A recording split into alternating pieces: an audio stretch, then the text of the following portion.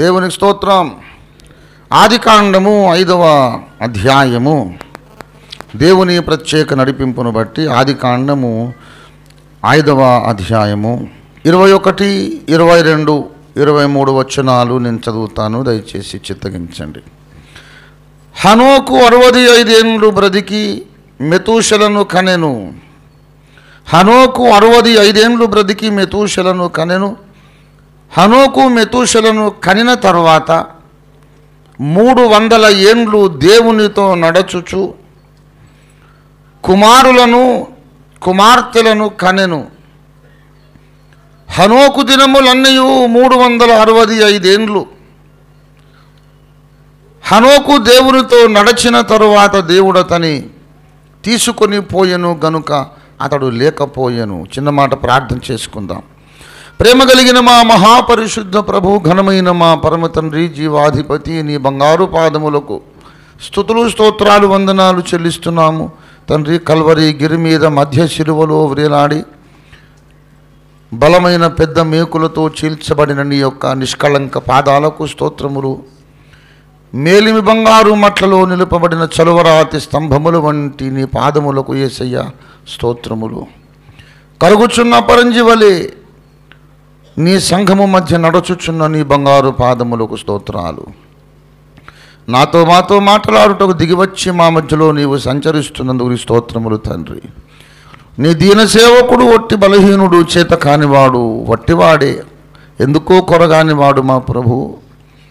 మీ రక్తము చేత, నీ పరిశుద్ధ శిల్వ రక్తము చేత, నీ దివ్య రక్తము చేత, అక్షయమైన జీవము కలిగిన నీ రక్త ధార చేత మీ దీన సేవకుని బాగుగా కడిగి శుద్ధీకరించి నీ అగ్ని చేత మీ దాసుని కాల్చి దహించి పుటము వేసి నీ పరలోక మందిరములో ఉన్న సువర్ణ తైలముతో మీ దాసుని అభిషేకము చేసి మీ దాసుని నోట నీ మాటలే ఉంచి నీ చేతి నీడలో కప్పి ఉంచి నాతో మాతో అందరితో నువ్వు సంభాషించమని, మేము నడుచుకోవలసిన మార్గమును మాకు ఉపదేశము చేసి స్పష్టముగా మా కన్నులకు చూపించమని యేసు పరిశుద్ధ నామములో స్తుతించి ప్రార్థిస్తున్నాం తండ్రి, ఆమేన్. ప్రభునందు నాకు అత్యంత ప్రియులారా, చాలా అత్యవసరమైన అతి ముఖ్యమైన భక్తి జీవిత సూత్రాలు ఈ దినాన మనకు ఉపదేశము చేయాలని పరమ తండ్రి అభీష్టం కలిగి ఉన్నాడు. ప్రభు మనతో మాట్లాడుచుండగా వినడానికి మనం ఇష్టపడదాం. విందురని నేను ఎవరితో మాట్లాడిదను, వారు వినుటకు తమ మనస్సు సిద్ధపరచుకొనరు గనుక వినలేకపోయిరి అని ఇర్మియా 6:10 దేవుడు వాపోతున్నాడు, బాధపడుతున్నాడు. గనుక దేవుని వాక్యాన్ని వినడానికి సిద్ధపాటు కావాలి. ఎక్కడైనా పెళ్ళికి, పేరెంటానికి, ఏదైనా ఒక సమాజ కూటానికి ఎక్కడికైనా వెళుతున్నామంటే బోలుడు సిద్ధపడతాం. మనం స్నానాలు చేస్తాం, స్ప్రేలు కొట్టుకుంటాం, అత్తరు అద్దుకుంటాం, ఆభరణాలు ధరించుకుంటాం. శారీరకంగా ఈ శరీరానికి ఎన్నెన్నో పరిమళ క్రియలు చేసి సిద్ధం చేస్తాం. కానీ వినుటకు తమ మనస్సు సిద్ధపరచుకొనరు అన్నాడు దేవుడు. దేవుని వాక్యం వినడానికి మానవుని మనస్సు సహజముగా సిద్ధముగా ఉండదు అనేది అక్కడ పాఠం. You are always ready to eat or sleep. ఏదైనా భోజనానికి ఎప్పుడు రెడీ, పడుకొని నిద్రపోవడానికి ఎప్పుడు రెడీ. వాక్యం వినడానికి మాత్రం మన మనసు ఎప్పుడు రెడీగా ఉండదు. పని కట్టుకొని శ్రమ తీసుకొని దాన్ని సిద్ధపరచాల్సిన అవసరం ఉంది. పిచ్చాపాటి మాట్లాడుకోవడానికి, లోకాభిరామాయణానికి ఎప్పుడు సిద్ధమే. కానీ వాక్యం వినాలంటే సిద్ధపాటు ఉండదు. కనుక దేవుని మాట వినడానికి మనం ఇష్టపడదాం, సిద్ధపడదాం.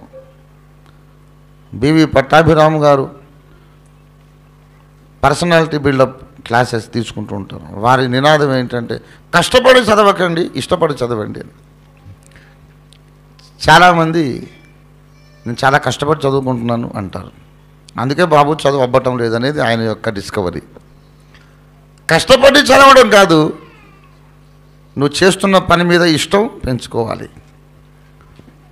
అలాగే దేవుని వాక్యాన్ని కూడా చాలామంది కష్టపడి వింటూ ఉంటారు. ఇష్టపడి వినాలి, అప్పుడే బుర్రకెక్కుతుంది ఒక పాయింట్. చదవబడినటువంటి లేఖన భాగంలో అనేక భక్తి జీవిత సూత్రాలు, పాఠాలు ఉన్నవి. వరుసగా మీ ముందు ఏకరువు పెడతాను, చిత్తగించండి. ప్రప్రథమముగా హనోకు 65 ఏండ్లు బ్రతికి మెతూషెలను కన్నాడు. హనోకు ఒక కొడుకును కనక ముందు ఆయన యొక్క వయసు ఎంత?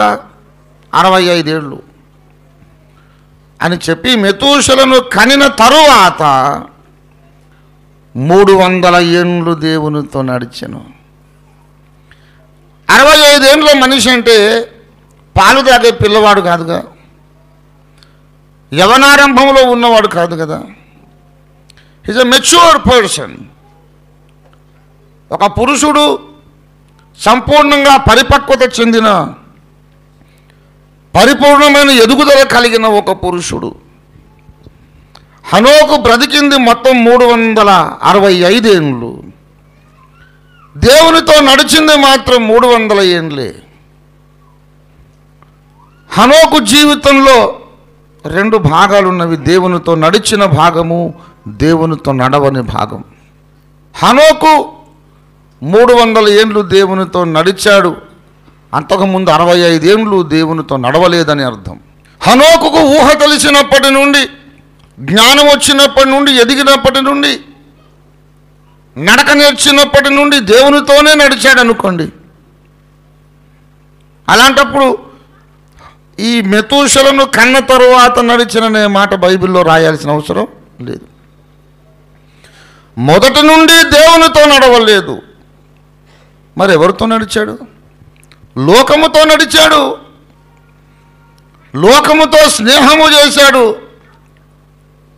దేవుని ఎరుగని మనుషులతో అడుగులు కలిపాడు. In every one's life there is the possibility of a turning point.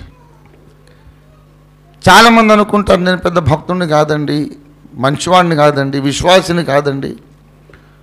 Of course no one is a saint by birth, every one is a sinner by birth.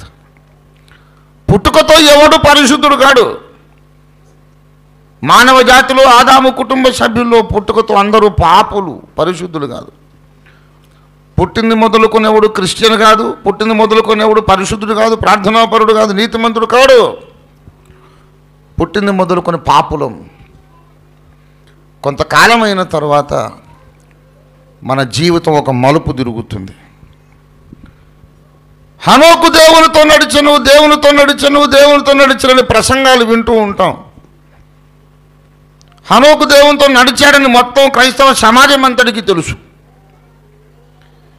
కానీ అతడు దేవునితో నడుచుట ఆరంభించక మునుపు నీకు నాకున్నటువంటి ఒక ఆర్డినరీ లైఫ్ ఆయనకు ఉండింది. అది చాలామందికి తెలియదు. He lived like any other human being.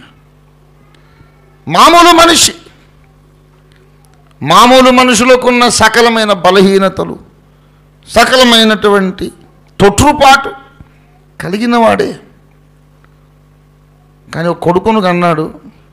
అప్పుడు ఏం జరిగిందో మనకు తెలీదు. పరలోకానికి వెళ్ళాక అడగాలి, హనోకన్నా మెతూషెలను కన్నప్పుడు ఏం జరిగింది అసలు నీకు? ఆ తర్వాతనే దేవునితో నడవడం ఎందుకు ఆరంభించావంటే ఏం కథ చెబుతాడో తెలీదు. But something happened.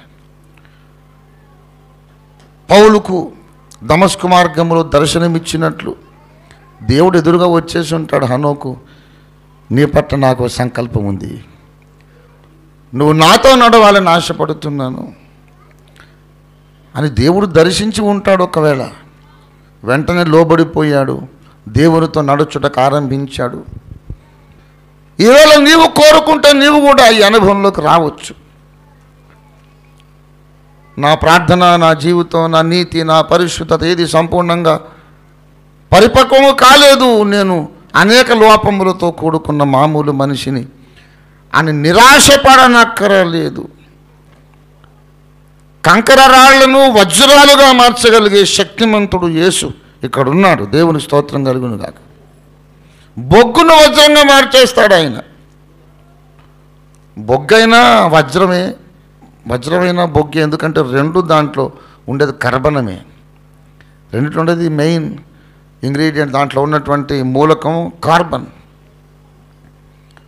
బొగ్గు కార్బనే, వజ్రము కార్బనే. మరి దీనికి దానికి ఏంటయ్యా అంత తేడా? బొగ్గమ్మితే ఎవడు కొన్నాడు, కార్బనం ఆ మసి నాకెందుకు అంటాడు. మరి వజ్రాన్ని అయితే ఎగబడి కొంటారు, వేలం పాట పాడితే రేటు పెంచేస్తారు. ఇది కార్బన్ అది కార్బన్ అయినప్పుడు అంత తళతళ దగదగలాడే మెరుపు ఎక్కడి నుంచి వచ్చింది వజ్రానికి? That is the touch of God, touch of Jesus Christ. అలాగే నిన్ను నన్ను కూడా ముట్టడానికి బొగ్గు లాంటి రాళ్ల లాంటి మనల్ని వజ్రాలుగా చేయడానికి యేసు ప్రభు వారు వచ్చారు. నీ బలహీనతలు they simply don't matter to Jesus.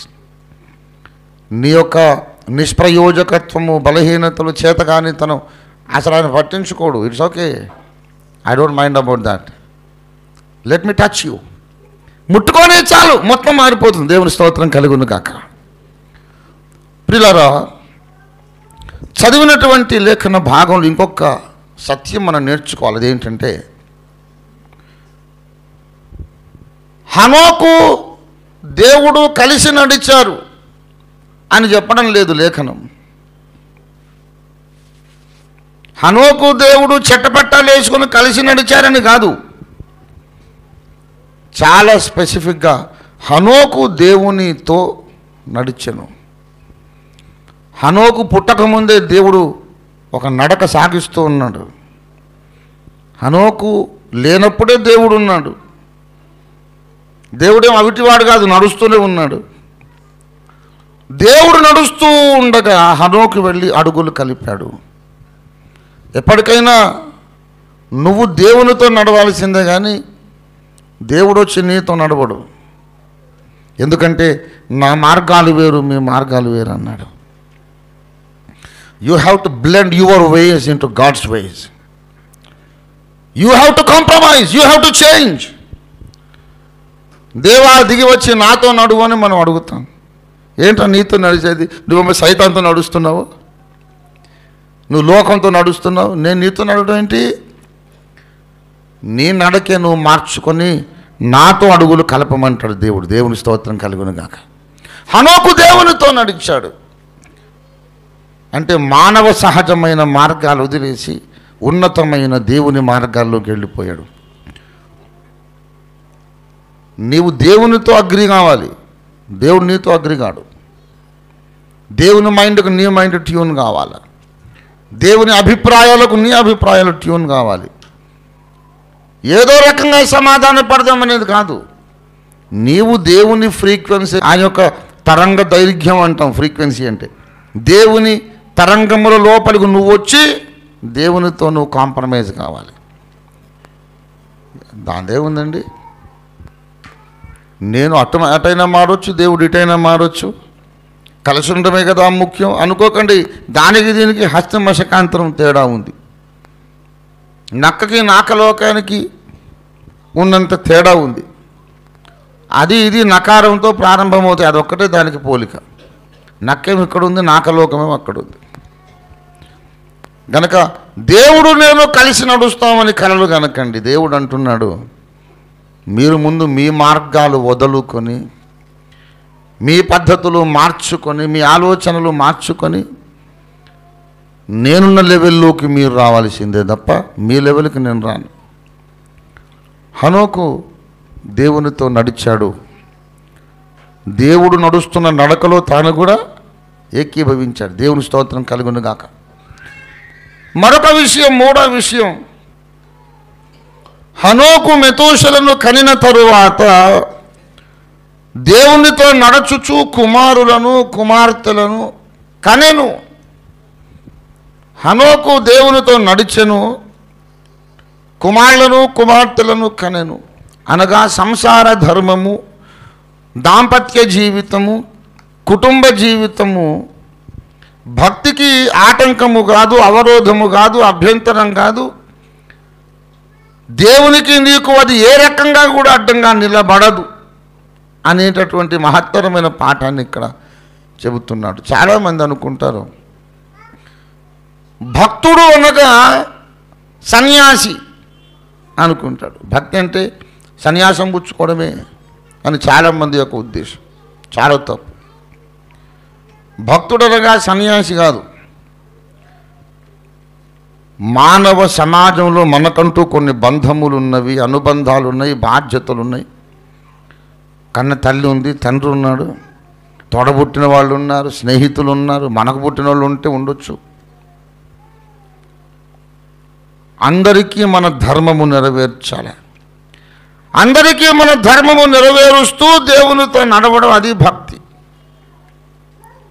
అంతేగాని నాకు భక్తి ఎక్కువైపోయింది కనుక తల్లిని పట్టించుకోను, చాలా ప్రార్థనాపరుణ్ణి కనుక నాన్నగారిని పట్టించుకోను, నేను చాలా పరిశుద్ధుణ్ణి భక్తుణ్ణి కనుక భార్యను పట్టించుకోను అనేవాడు నేను సన్యాసిని అనుకుంటున్నాడు, కానీ వాస్తవానికి వాడు సన్నాసి. సన్యాసులు కాకండి. చాలా భక్తుంటే భార్యను పట్టించుకోవా? ఎవరు చెప్పారు? ఎక్కడ నేర్చుకున్నావా చదువు? ప్రతి క్రైస్తవ పురుషుడు పెళ్ళి అంటూ చేసుకుంటే కనుక భార్యకు తగిన సమయం ఇవ్వాలి. చాలా సీరియస్ క్రైమ్ అది. పెళ్లి చేసుకుని మళ్ళీ దాన్ని పట్టించుకోకుండా ఉండము చాలా తప్పు తప్పు తప్పు. అంత భక్తుడివి సన్యాసి అయితే అసలు నువ్వు పెళ్లి చేసుకోకు. అప్పుడు నీకు అసలు ఏ కేసు ఉండదు, ఏ బాధ ఉండదు. అంత భక్తుడు అయితే అసలు పెళ్ళి ఎందుకు చేసుకున్నావు? మరి అంతకుముందేమో నరుడు ఒంటరిగా ఉండటం మంచిది కాదు, అయ్యగారు నా కొరకు ప్రార్థన చేయండి, తొందరగా నాకు పెళ్ళి అయిపోవాలి అనేమో అందరికీ చెప్పి పెళ్లి చేసుకుంటావు. పెళ్ళైన తర్వాత భార్యను పట్టించుకోవా అంటే పరిశుద్ధంగా ఉండాలి కదా. అట పరిశుద్ధంగా నువ్వు అంతకుముందు ఉండాలిరా, తర్వాత కాదు.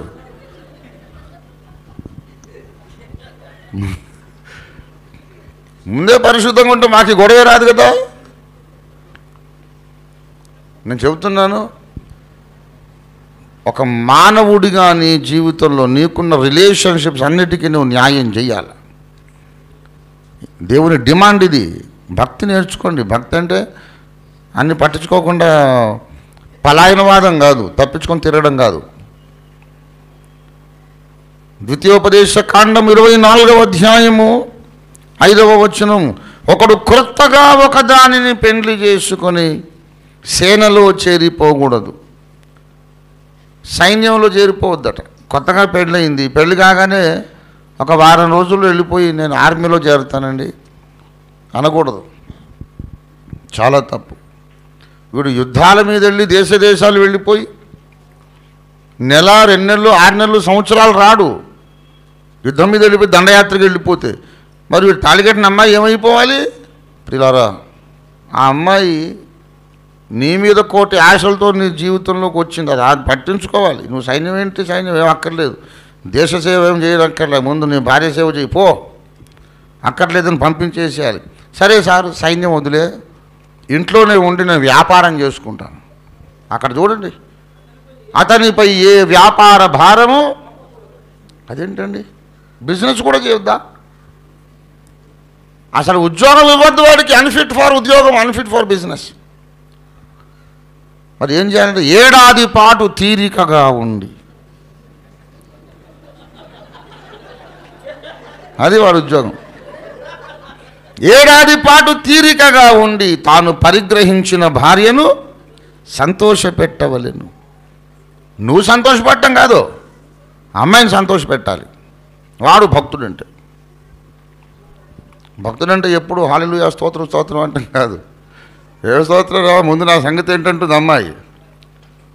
ప్రియులారా, చాలా జాగ్రత్త. నీ శరీరంలోని ప్రతి అవయవము దేవుని సృష్టి, దేవుడు సృష్టించాడు. నీ శరీరంలోని ఆపాదమస్తకం ప్రతి అవయవము దేవుని సృష్టి. నీ హృదయములోని ప్రతి భావోద్రేకము, ఇమోషన్ దేవుని సృష్టి. వాటికి నువ్వు అన్యాయం చేయొద్దు, న్యాయం చేయాలి. పెళ్లి చేసుకోకుండా ఉండగలిగిన ఎడలో ఉంటే మంచిది అన్నాడు. లేదు చేసుకున్నావు అనుకో, దానికి న్యాయం చేయాలి. నాకన్నా బిజీ భూమి మీద ఎవడు ఉండడని మీకు అందరికీ తెలుసు. ఒక భార్య పట్లనే కాదు, అందరి పట్ల నేను నా ధర్మం నెరవేరుస్తాను. 4 ఆడపిల్లల తర్వాత ఒక్కడిని కొడుకుని పుట్టాను మా ఇంట్లో. ఇవాళ మా అక్కయ్యల్ని, మా మేనకోడని పోయి మీరు అడగండి. ఏ క్రైసిస్ వచ్చినా, ఏ సమస్య వచ్చినా, ఓఫిర్ మామయ్య is always there with us. సమస్య వచ్చిందంటే ఉంటాడు ఇక్కడ వచ్చి. నాకన్నా బిజీ ఉన్నారు ఎవరైనా? అంత బిజీ లైఫ్లో నా భార్యతో అంటున్నప్పుడు, అమ్మాయి నువ్వు వాళ్ళు వంట చేయడానికి వీల్లేదు, అస్తమానం నువ్వు చేపలు ఉండవే, కొడుకు 2 అది ఉండి ఇది ఉండని చెప్పడం కాదు. అప్పుడప్పుడు నేనే వండి పెట్టిన రోజులు ఉన్నాయి. పద అలా ట్యాంక్ బండ్ మీదకి వెళ్దాం, బయటకు వెళ్దాం. భార్యతో అలా షికారు పోవడం పాపమా? అదేంటో విచిత్రం. పెళ్లి కాకముందు గర్ల్ ఫ్రెండ్తో భార్య షికార్లకు పోతారు, అదేమో పుణ్యం అంట. పెళ్ళయ్యాక భార్యతో ఎందుకు పోవు షికారుకు నాకు అర్థం కాదు. తీసుకెళ్ళండి భార్యని, భార్య కదా, ఏం పని లేదు. ఊరికి అలాగ హ్యాబిట్ సెంటరో ఏదో ఈట్ స్ట్రీటో పబ్లిక్ గార్డెన్ ఊరికి తిరిగి వద్దాం. మరి ఎలాగండి చేయాలండి? నేను ఇంత బిజీ లైఫ్లో ఇంతమందిని చూసుకుంటూ, నా మీద డిపెండెంట్స్ ఉన్నారు, ఇంత చూసుకుంటూ ఒకవైపు విశ్వ చరిత్ర గ్రంథం రాస్తున్నాను. ఇంకోటి తెలుసా మీకు? రేపు డిసెంబర్ లోపల నాది first film, Aparanji films and motion pictures, నాది ఫస్ట్ సినిమా రిలీజ్ అవుతుంది. ఎప్పుడు చేస్తున్నావయ్యా ఇవన్నీ? అసలు మనిషివా భూతానివా అనేవాళ్ళు వందల సంఖ్యలో ఉన్నారు. అన్నీ చేయాలి. మరి లైఫ్ అంటే ఏంటో తిరిగి భోంచేసి పడుకోవడమా? ప్రయాసపడి భారము మోసుకుని వారులారా నా యొద్దకు రమ్ము, నేను మీకు విశ్రాంతినిచ్చేది అన్నాడని విశ్రాంతి తీసేసుకుంటున్నారు జనాలు. విశ్రాంతి అంటే భోంచేసి పడుకోవడం కాదు, అందరికీ ధర్మం చేయాలి. తోడబుట్టిన వారికి, కన్నవారికి, మనల్ని కన్నవాళ్ళకి, స్నేహితులకు, ఇరుగు పొరుగు వాళ్లకు అందరికీ ధర్మం చేయాలి. ఒక రహస్యం చెబుతున్నాను. దేవుడు నిన్ను ఏ స్థానములో ఉంచాడో ఆ స్థానానికి డిఫరెంట్ యాంగిల్స్ నుండి కనెక్ట్ అవుతున్న వాళ్ళందరికీ న్యాయముగా నీవు నెరవేర్చవలసిన ధర్మము నువ్వు చేసినప్పుడే నీలో నుండి దేవుని శక్తి ప్రవహిస్తుంది. దేవుని స్తోత్రం కలుగును గాక. God's power will flow through you. నువ్వు ప్రసంగాలు చేస్తే దేవుని శక్తి ప్రవహిస్తుంది అనుకోవద్దు. ప్రసంగం ఎవడేం చేస్తాడు? నీకంటే నాకంటే అందరికంటే మంచి ఉపన్యాసాలు లూసిఫర్ గాడు ఇస్తాడు. వాడు యేసయ్యకే ప్రసంగం చేశాడు. లేఖనం ఇట్లు చెప్పుచున్నది, కొండ మీద నుండి దూకుము, నీ పాదములకు రాయి తగలకుండా చేయును, రాయబడి ఉన్నది అంటాడు వాడు. అసలు అక్కడ నిలబడ్డది ఎవరు? వాక్యము శరీరధారి నిలబడితే లేఖనం ఇట్లు చెప్పుచున్నదని వాక్యానికే చెబుతున్నాడు వాడు. సేవ అంటే ప్రసంగాలు చేయడం కాదు. సేవ అంటే ప్రేమతత్వాన్ని ప్రవర్తనలో చూపించుట, అది సేవ. దేవుని ప్రేమతత్వం నీలో ప్రతిబింబించాలి. లేకపోతే అది సేవ కాదు, నీది క్రైస్తవ జీవితమే కాదు. హనోకు దేవునితో నడచెను, కుమారులను కుమార్తెలను కనుచు దేవునితో నడిచెను. పిల్లల్ని ఎత్తుకోవాలి, ముద్దు పెట్టుకోవాలి.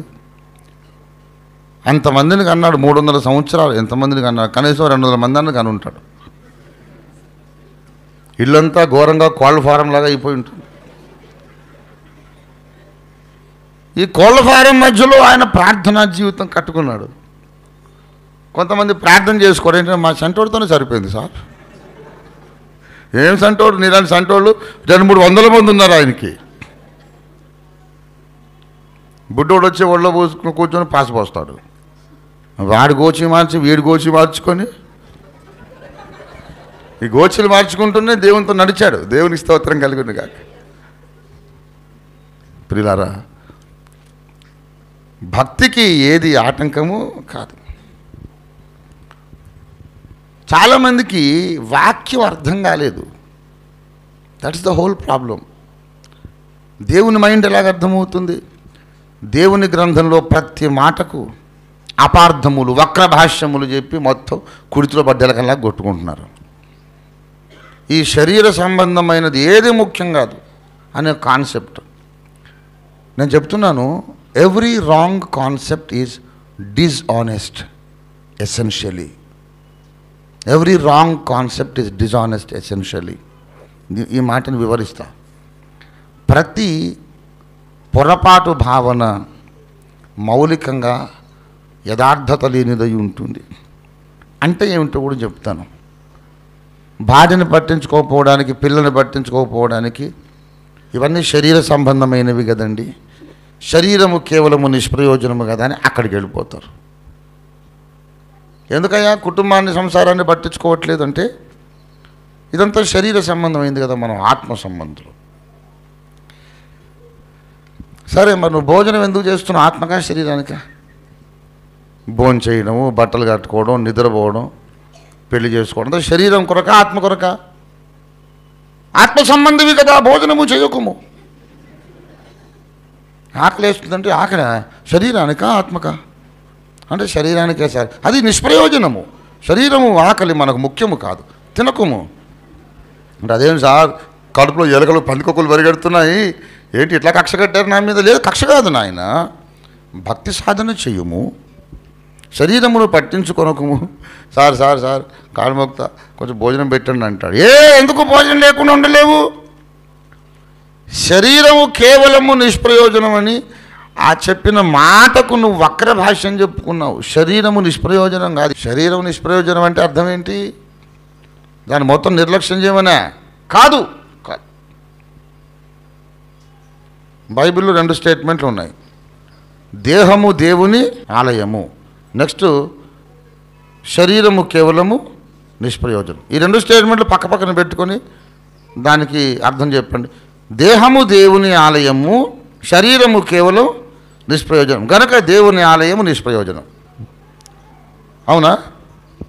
ఒప్పుకుంటారా ఒప్పుకోరా? శరీరం నిష్ప్రయోజనమా కాదా? శరీరం దేవుని ఆలయమా కాదా? కాబట్టి దేవుని ఆలయం ఈజ్ ఈక్వల్ టు నిష్ప్రయోజనమా కాదా? అవునా కాదా? మరి ఎందుకు కాదు? ఇప్పుడు దేవుని ఆలయం నిష్ప్రయోజనం కాదు అనాలంటే శరీరము నిష్ప్రయోజనము కనుక శరీరము దేవుని ఆలయం కాదు అన్నారు. ఒప్పుకుంటారా?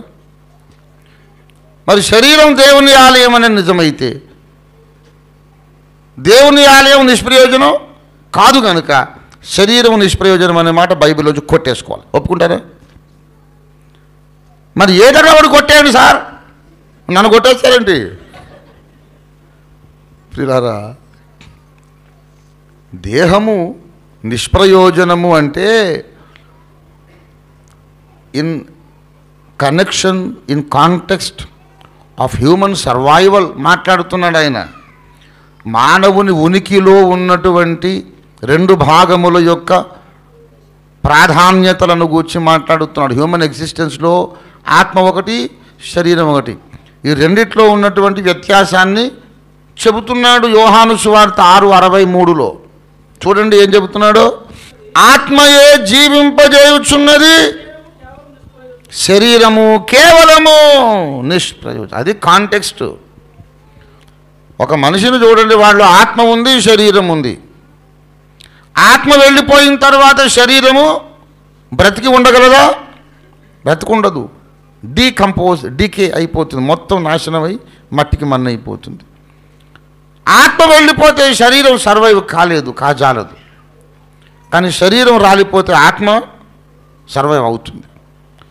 తన ఉనికి కొరకు ఆత్మ మీద శరీరం ఆధారపడింది, కానీ శరీరం మీద ఆత్మ ఆధారపడలేదు. ఈ రెండింటిని పోల్చినప్పుడు అసలు బ్రతికించుచున్నది ఆత్మే, శరీరాన్ని బ్రతికించేది ఆత్మ, కానీ ఆత్మను శరీరం బ్రతికించట్లేదు అనే కాంట్రాస్ట్ చెప్పాడు తప్ప శరీరము టోటల్ యూజ్లెస్ అని కాదు.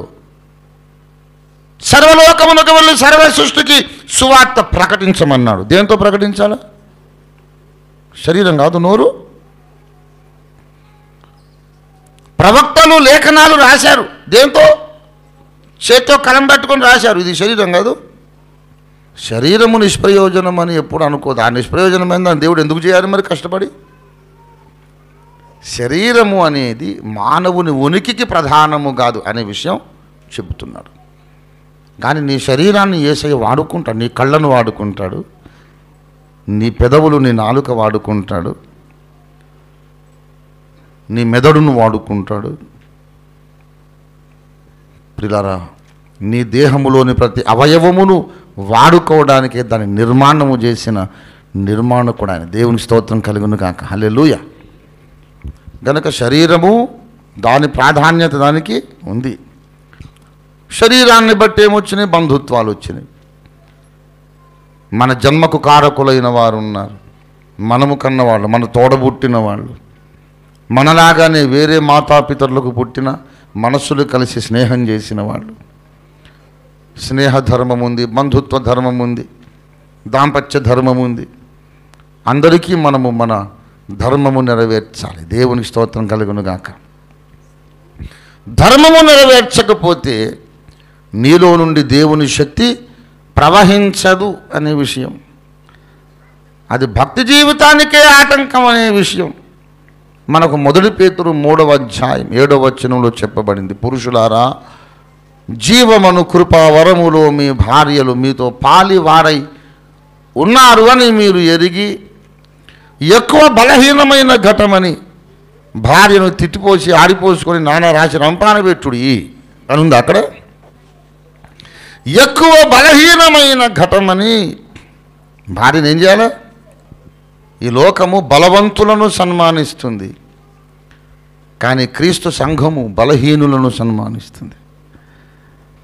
ఎక్కువ బలహీనమైన ఘటమని భార్యను సన్మానించాలి.